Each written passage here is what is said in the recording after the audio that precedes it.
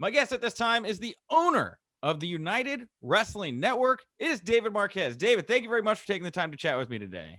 Absolutely. Thanks for having me on. Wow, you were telling me before we got going here, man. You're living like inside of like this. You want to tell people right now what you got going on here? Oh, This setup sure. here? Sure. Well, this is my kitchen table, um, and all of everything that encompasses the United Wrestling Network happens here. So don't be too shocked if you see familiar faces walking by. It is the office. Our video editing is done here. Our any audio or music or distribution and sales or meetings in general, they pretty much happen here.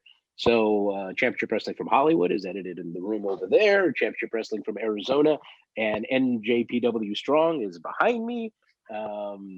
We have an uplink thing set up in the back Sure. to send the pictures out to all the stations. You know, Hollywood's on 300 TV stations across the country. I'm well So, aware. I'm well aware. so the show gets out. Oh, I know it gets out. Well, that's the thing. Is, so David, I'm glad we finally got to catch up because you are such an influencer. Guys like you, Brett Lauderdale. I mean, really, I think keeping the business going in a lot of ways. I'm fascinated by what the United Wrestling Network is. For fans out there that don't know, can you tell us what all is encompassed in the United Wrestling Network and kind of why you decided to bring everything under one umbrella? Well, I want to say 8 or 9 years ago, I was an owner in the NWA. And there were a lot of us, actually. There were probably, I think, 16 or 18 of us who actually owned the NWA together as a collective. Okay. That version of the organization was called Pro Wrestling Organization LLC, and it was ran by Bob Trowbridge, who was our executive director. And his history goes way back to Crockett. He was a Jim Crockett attorney and was an NWA attorney way back then. So he's been through the NWA from probably the early 80s into the 90s, into the ECW stuff, into the WWF times when the NWA was represented on that show. And in 97, 98, when it came back as a true cooperative promotion. So about 8, 9 years ago, we lost the NWA in a lawsuit, and it went into the hands of somebody else. And so I was not allowed to promote as the National Wrestling Alliance anymore. And our show was called NWA Championship Wrestling from Hollywood then, and we were on that. Yeah, I remember the Championship from Hollywood. Yeah, and so we didn't have a lot of distribution at that time. We were on in Los Angeles, which we're still on KDOC, which we're celebrating our 10th anniversary on the air. And we had very limited distribution. I think we're on MAV TV and a couple of other satellite outlets. So I changed the name of the show to just Championship Wrestling from Hollywood. That wasn't the promotion. The NWA was the promotion. Sure. And so I had all these buddies out there in the NWA who I felt still wanted to be a cooperative. And so I came up with the United Wrestling Network. But the caveat to that was what I really wanted them to do was they were the promoters, being they. I really wanted them to find local television. And granted, the internet was just getting started like we know it is today. And, you know, YouTube was there, but it's not what it is now. And streaming services or OTT services didn't exist back then. Sure. And so local television was still a pretty big thing. But a lot of people don't understand broadcasting. And so at any rate, over the last 8 years, the concept of an NWA territory area regional promotions didn't work with the internet being as strong as it is. They really don't need a cooperative, like you brought up GCW, and there's many others. They don't need to be hooked up with anybody, right? You know, because everybody can really be the leader of their own fiefdom. Sure. They really don't. You know, people don't have to be together. But me understanding broadcasting and understanding pro wrestling, which is kind of different, being one guy that gets both. And if you're not working for one of the bigger companies, I'm kind of in my own little world. So putting all that together and then pulling also together people, like-minded people who do understand broadcasting and the idea of working together is where we're at today. So from Championship Wrestling from Hollywood to Arizona to Future Stars of Wrestling in Las Vegas West Coast Pro Wrestling up in San Francisco. We've been able to kind of reestablish this thing where it's not, the idea is not necessarily to have a local promotion, but to take the national version of Hollywood and make a local version of it using local talent, and then kind of spicing it up with local matches with the national product around it. So as an example, probably the best example of this is on CW30 in Memphis with the Stars as the host, Dustin and Maria.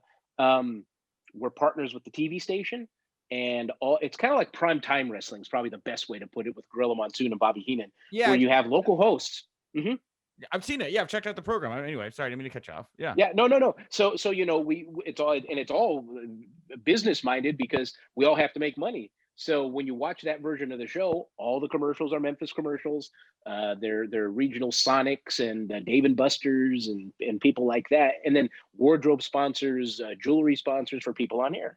So before COVID, we were shooting in the studios of CW30 on their news set. So it looks very local, and it worked. And that spawned shows in Houston on ABC 13, the show in Amarillo on News Channel 10, with the CBS affiliate, and KGO in San Francisco, Channel 7, ABC 7.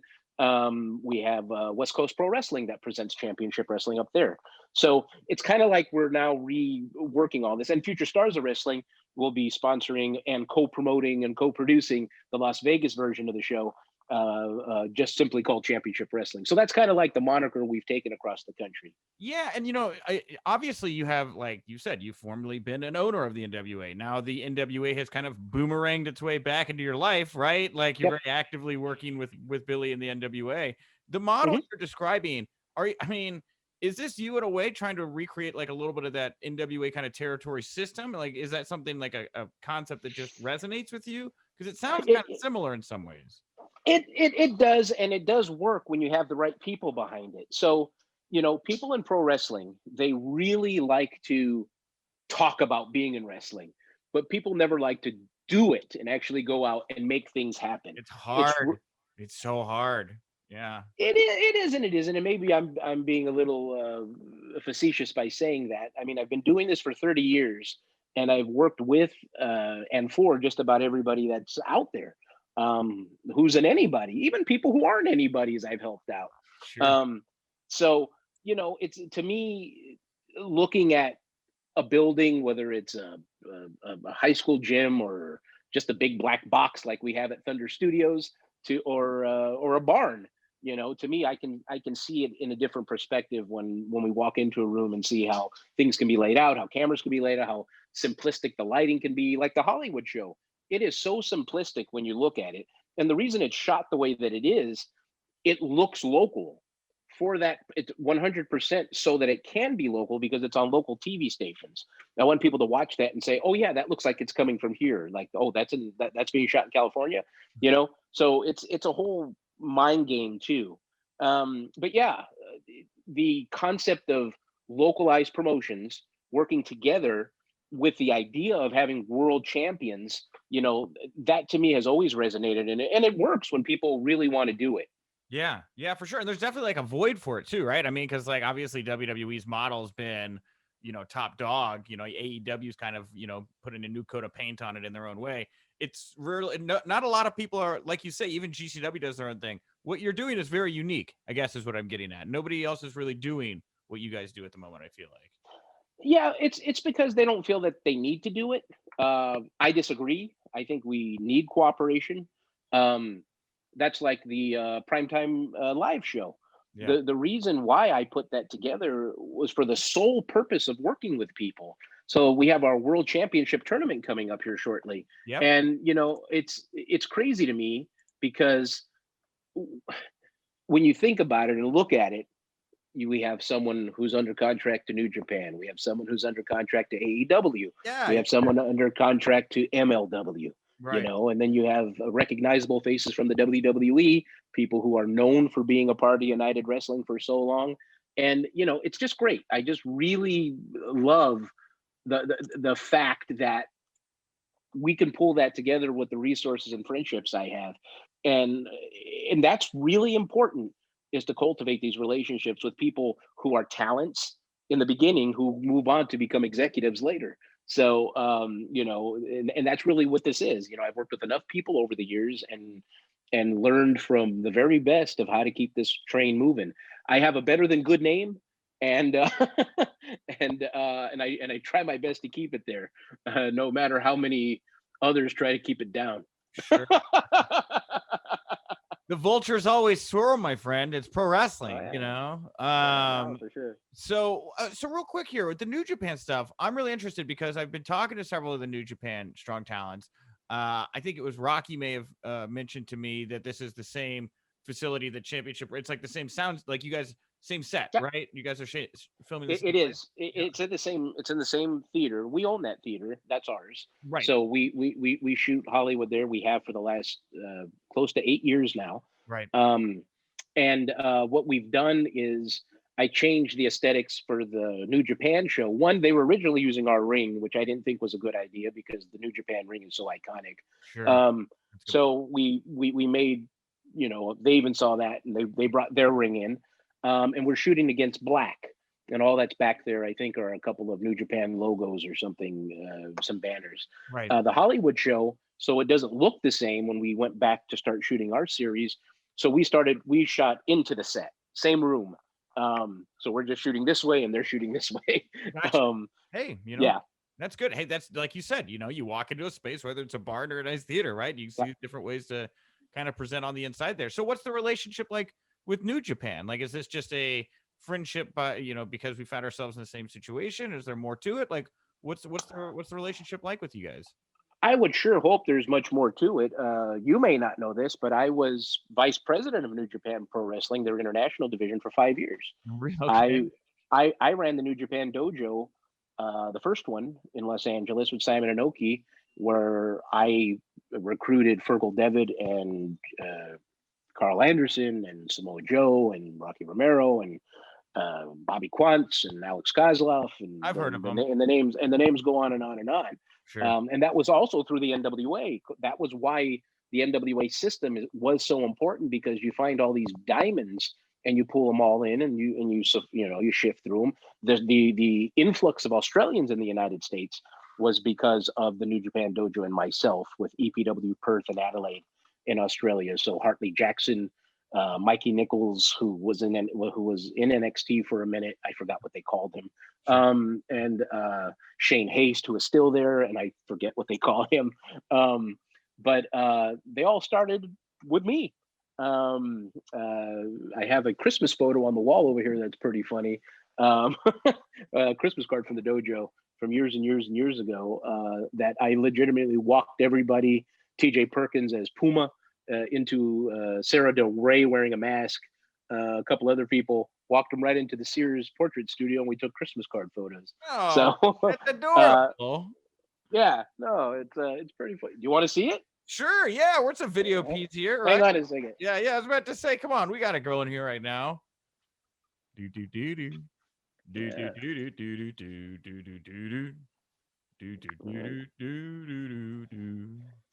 All right. So you're a Quincy Jones fan, huh? I am. So if you can look real close. Wow, that's a Brad Danielson. Yeah.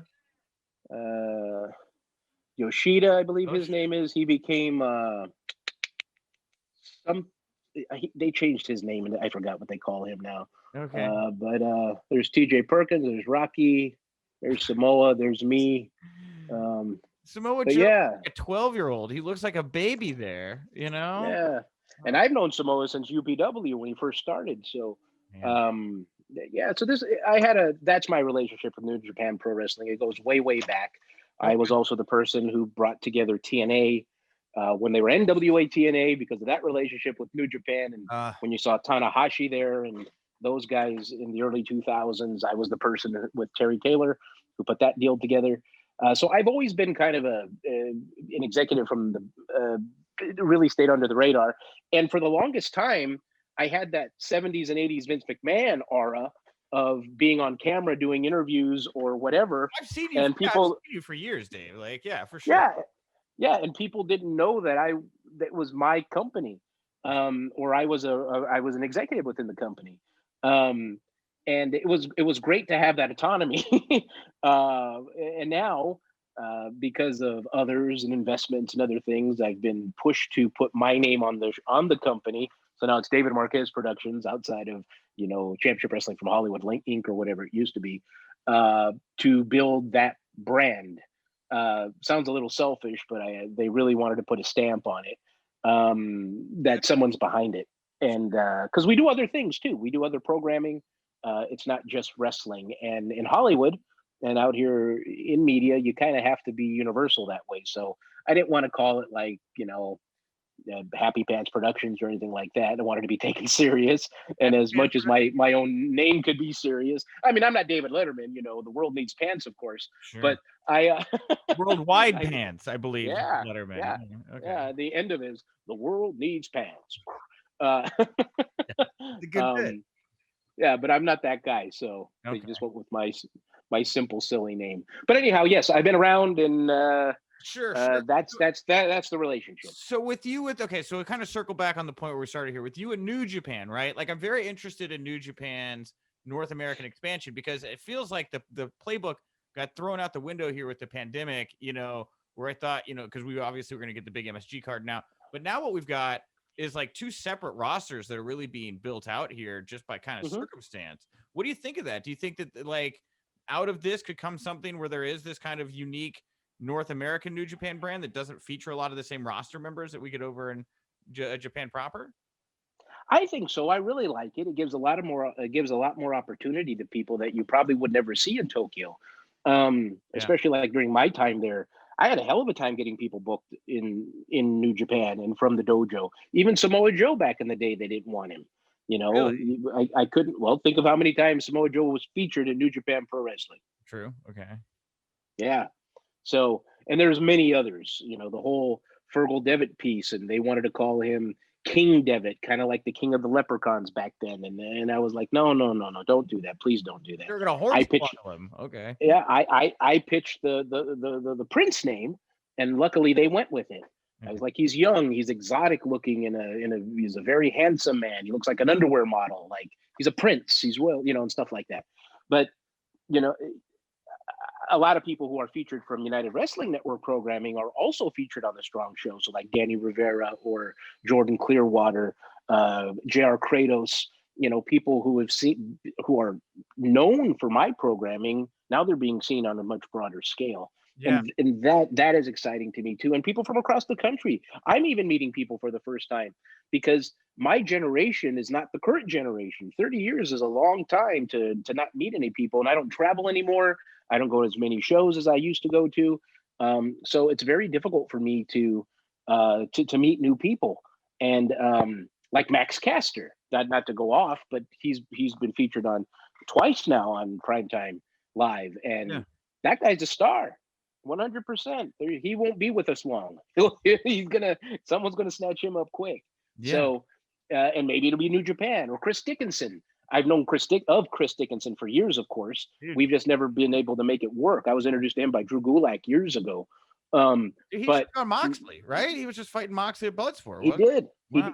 And he's on my programming every week. Yeah. I make sure he's on it. And now he's on Hollywood too. He's on both Primetime and Hollywood. Right. And I wish him nothing but the best. And I hope that the New Japan folks see him not being this aggressive internet, whatever the fans might say about him, scary guy, that he's actually a fantastic performer, and he deserves to be on the New Japan show as well. So as much as I can push for North American talent to be in the New Japan show, I will.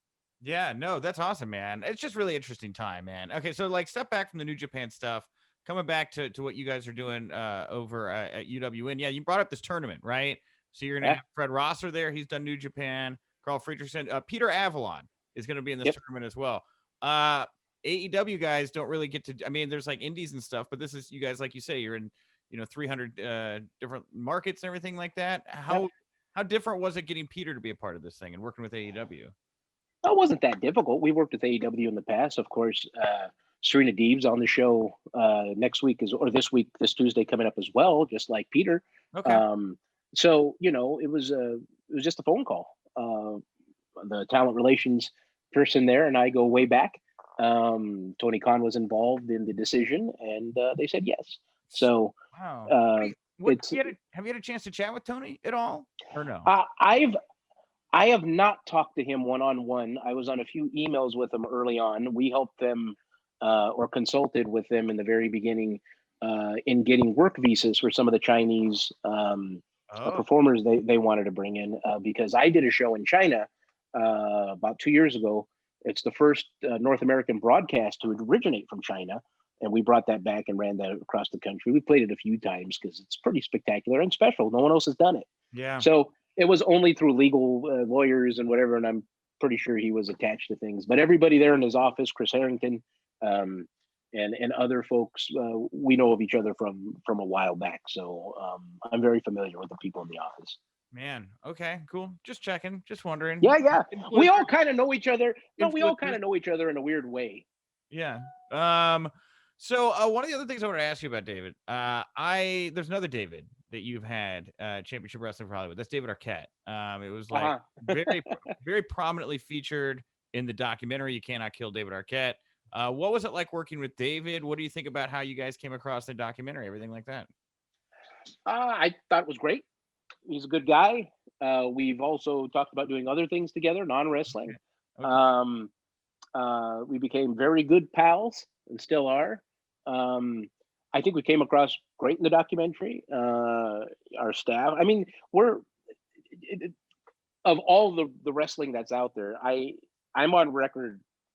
I know I hate the term independent wrestling. I can't stand it. Okay.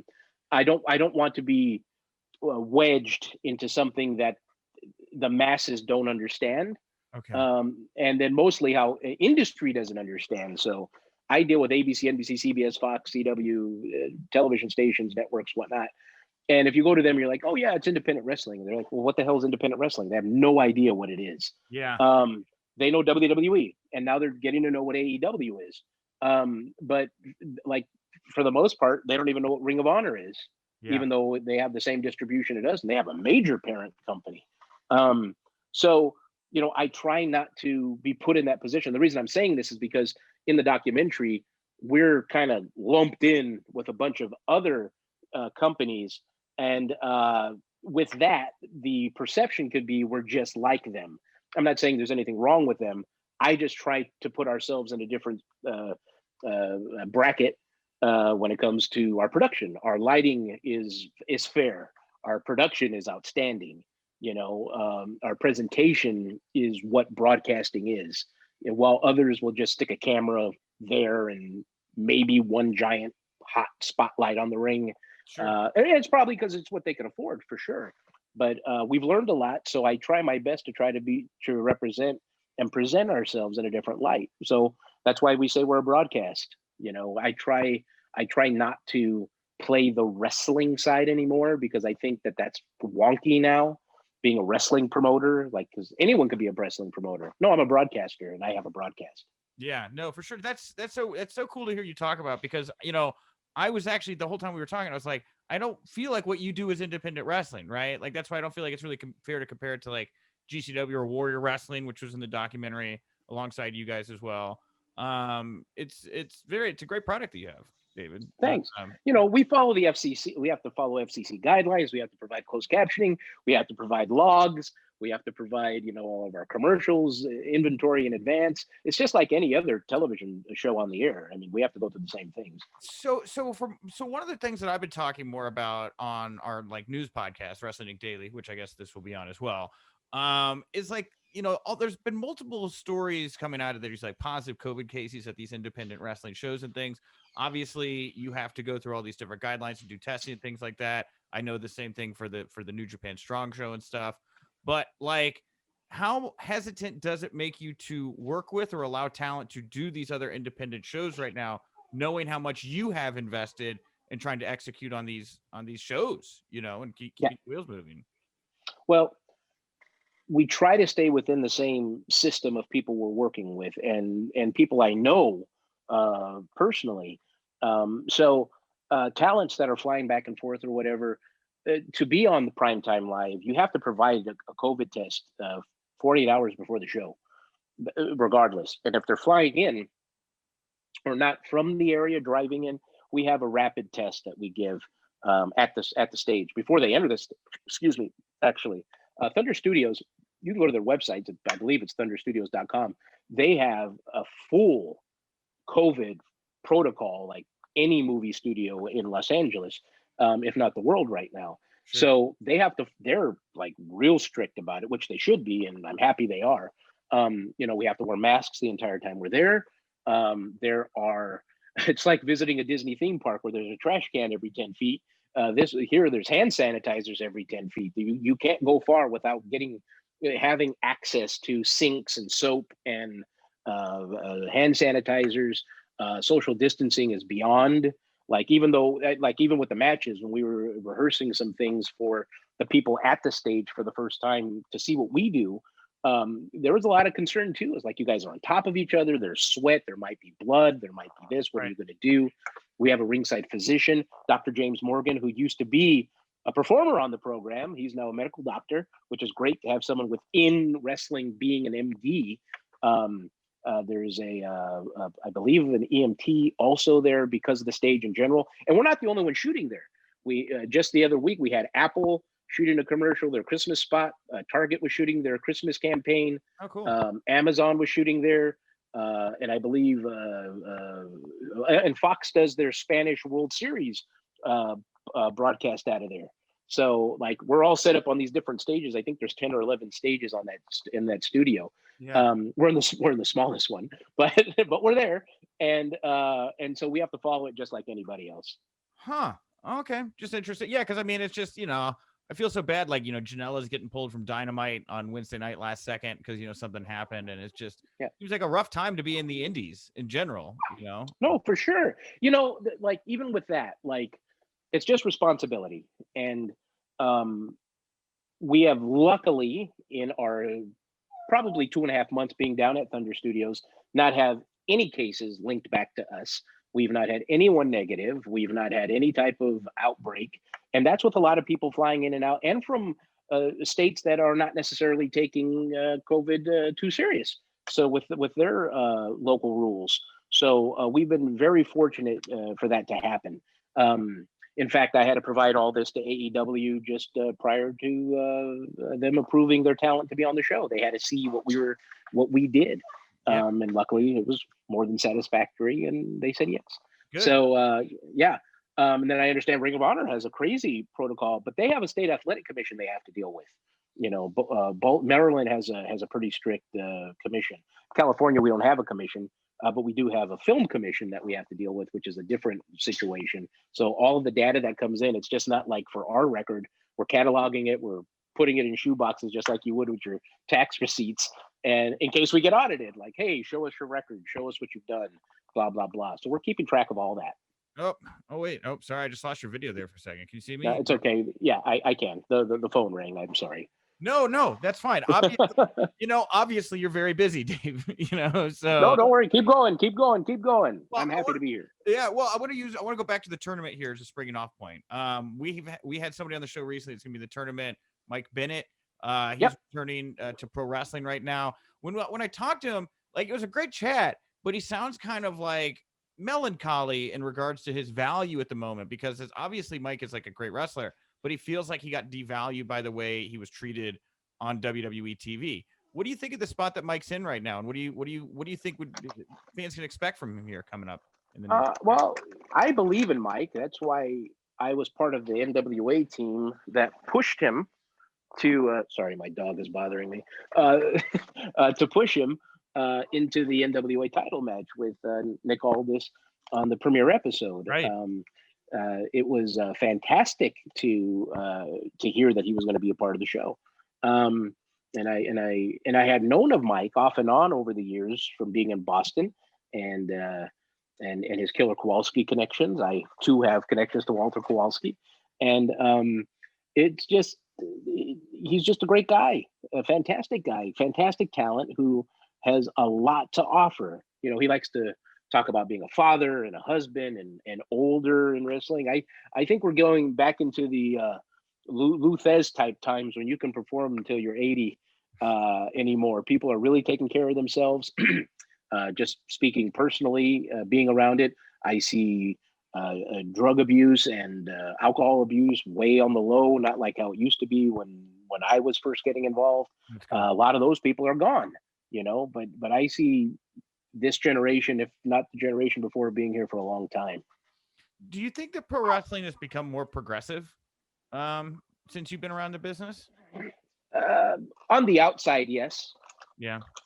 Yeah, I publicly, yes. Internally, I don't know how much has really changed. Unfortunately, conversations that I'm a part of or are close to, a lot of stuff hasn't changed. Even and myself included.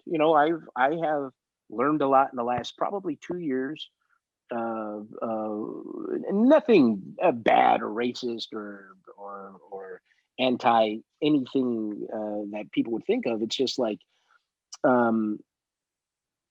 you're always in these meetings and you're talking about stuff, and as freely how free things would come out of people's mouths, just like it was a hello. That has come down, but not as much as it should. And just with alternative lifestyles and gender, like I have a trans nephew that we're dealing with personally within my family. So it's like I'm learning a lot of society and people today versus when I was a kid, when none of this existed out in the public, and you just never talked about it. Yeah. Wow. So I'm pushing 50, and that wasn't that long ago. So in the 80s, we didn't, as people might see in movies, and they're sensationalized about the 80s and this and that. It really wasn't out there. It honestly wasn't. Rock Hudson opened the door with his AIDS-related death. That really opened everything up. And Ronald Reagan and Nancy Reagan being his friends and giving AIDS research money and that kind of stuff, that really opened up all of our minds to what gay and AIDS, is. So we really didn't talk about it. But now, with it right there, and people are very proud, and no one's hiding from anything. I like it. It's really cool. And with our company, we're being extremely progressive. I hope African American interviewers, Hispanic owner, female talent. We had 2 female matches a couple of weeks ago, back to back. So I'm doing my best at trying to present the most well-rounded program possible. I don't mean to chuckle. This dog is really bothering.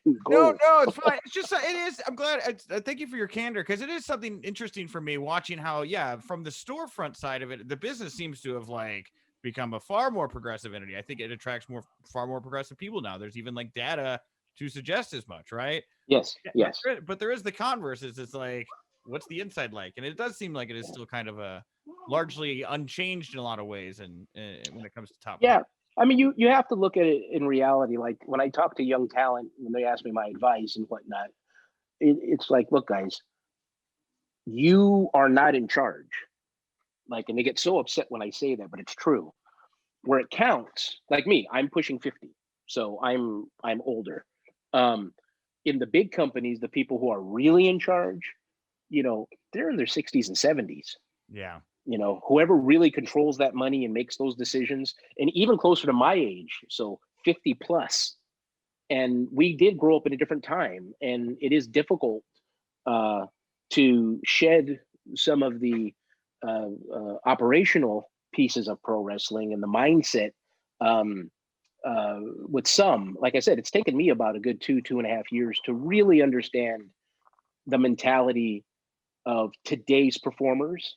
Like when I came in, I could easily say that there's talent X, doesn't matter who it is, and a promoter would walk up to them, doesn't matter the size and scope of the show, it could be a local show, it could be a big pay-per-view, and a writer, producer, promoter could walk up to someone and say, you are a 7-foot pink dinosaur that spits lavender bubblegum.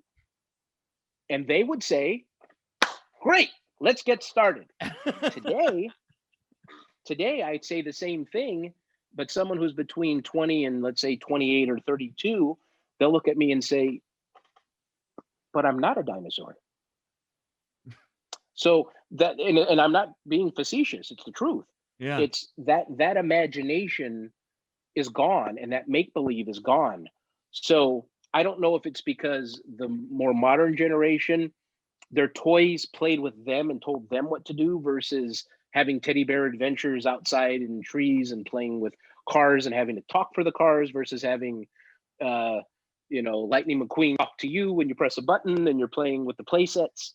It's the interaction of today's toys, and let's say the last 10 or 15 years, is way different from when I was a child and my generation. And this is, I don't know how if we really want to go down this rabbit hole or not, but I'm 35, right? So Yeah. I'm kind of in between you and these children we're talking about. Yeah. I feel like their innocence has been lost or was robbed from them for a lot of them, and this pandemic didn't make anything better. But when I was a kid, I think it was like junior senior year. We had it was maybe freshman year. Columbine happened. Right. That's right. And then, so, I finished out high school and we were the first school shooter kind of generation. But then I hear about what these kids got to do now with these monthly shooter drills. And, you see how the firepower has gone up. And then, I lived through the 2008. I came out of college to the 2008 burst, I'm doing fine now. But, these kids are like 2 steps behind that. It's absolutely. Like, what's funny about their life? Like, I don't no, I'm not a dinosaur, like. Well, it's true. It's very interesting because I look at it from a general entertainment standpoint, and I would think that if you're going to be casted in a play or a movie, which is how I see everything, I don't see pro wrestling as its own genre. It's just entertainment. If you're going to be if you're going to be in a production of Wizard of Oz, and they're going to say, well, you're a flying monkey. Yeah. That's the role. You won't see an actor say, I'm not a flying monkey. I am a flying monkey. It's crazy because I just interviewed Chris Statlander like a week ago, and some fans love her, but then there's that hardcore dude where they're like, you're not an alien. This is dumb. Right? It's like a rejection of gimmicks these days. Even having one seems to everybody. No, for sure. For sure. Or even being considered a nice guy is bad. That's part of the problem where in putting the shows together today, it's so difficult for a guy like me, because I do look at things as gray when it comes to presenting certain things. It's not black and white when you're doing wrestling. When you're storytelling, in my point of view, you do have a good guy, you do have a bad guy, but it is bent a little bit. And that's because society's that way. Mm-hmm. Think about it. I don't know your situation where you live or anything, but for the most part, I'm in Chicago. If I ask you, in Chicago, okay. Very... So if I ask you, do you know your neighbors? There's a good chance you're going to say no. Do you trust your neighbors? There's a bigger chance you're going to say no. So when you go down the line to your family, your immediate family and your distant family, do you know them? Do you trust them? Then there's religion, and everything that comes out of religion. You can't trust the church. They molest people. You can't send your kids to the Boy Scouts because they are molested. You can't trust them. Right. So anything that you feel, if you can't trust Jesus Christ in theory, then what the hell? I'm not a religious person at all. I'm just putting it in perspective. Sure. So that's why I feel it's so difficult for people to get over in wrestling by wrestling today, that it has to be outrageous and it has to be over the top and all the stuff Jim Cornette complains about. It's because I feel the generation doesn't understand that what Jim is saying and what other people his age are saying is how you get to make money in this business. I hear guys who do well, and let's say do well is $80,000 to $120,000 a year. Let's just use that number. Okay. But then if you go back to the 80s and 90s, when wrestling, everyone was a millionaire. Everyone. Steve Lombardi and people, like the job guys were millionaires. Like everyone made money. Yeah. Wow. Today, guys are excited when they make $200. And these are top guys. Yeah. Like, that's not right. And that's where the old man's, screaming at the clouds or whatever comes in, because once upon a time, this is Jim Cornette was a wrestling manager making millions of dollars. Like, where did that go? And so when it's his pocket, I think it's where it went. I don't think so. I think it all trickled up. No, I don't think so. Look, I rarely say numbers publicly, but I've done very well. Yeah. Very, very well. And I go by old principles and how to do it. Again, it's changing, it's different. A lot of people don't think like me, which is good or bad. It works for some people. The traditional way of presenting a wrestling show and getting the people in charge in television and media, they'll understand what I'm doing versus what others are doing. Man, all right. Well, Dave, I'm gonna wrap it there. On my brain, I feel smarter having had this interview today. So, well, okay. Hopefully, down the road, we'll bring you back, and like we can do this again, and everybody can get more from you. I feel like I owe you money for like a master class right now or something, like they do on the internet. So no, I don't like people paying for seminars. That's like, or tryouts. That's like paying for a job interview. It's just, it just doesn't. It doesn't jive with me. I just hope people don't shit all over this because they disagree with what I said. Just be open about it. And more recently, I had a lot of people jump on me online because I've never bowed to fans. And especially today's fans, they're so all over the place. As much as we need them to be here, they can't dictate. And just enjoy. Like, please, just enjoy. You're a purple dinosaur that spits lavender bubbles, people. Come on, relax. That's right. Yeah, Purdy Peter Avalon, I told him, I said, your first interview, go out there and say, you're the biggest man in professional wrestling. And he looked at me dead in my face. He was probably 19 years old. And he goes, but I'm not a big man. But now he's a librarian. Yeah, that's that yes and mentality, right? We got that. That's Chicago bred right there. Yeah. Dave, where do you want to send people to find you, follow you, support United Wrestling Network, everything that you guys are doing right now? Well, the hashtag's Primetime Live. That's probably the best way to find everything. There's so many. I'm at CWFH Marquez, Marquez. Mind you, all of my stuff is personal. I try not to do business with my handles, even though I will reshare things. So if you are a real political person or a real conservative person, you probably don't want to follow me. And because it is my personal opinions on a lot of things. Sure. And a lot of folks really confuse David Marquez with a microphone and David Marquez the person, the real person. And the company United Wrestling TV on Twitter, and I believe that's our Instagram too, or CWF Hollywood spelled out for Championship Wrestling from Hollywood, or look for us locally. It's hollywoodwrestling.com/television to see if we're on in your market. If we're not, we're on Fight TV every week with the broadcast. And then, of course, Tuesday nights, 9 o'clock Eastern, 6 o'clock Pacific Live is Primetime Live. So that's what I do.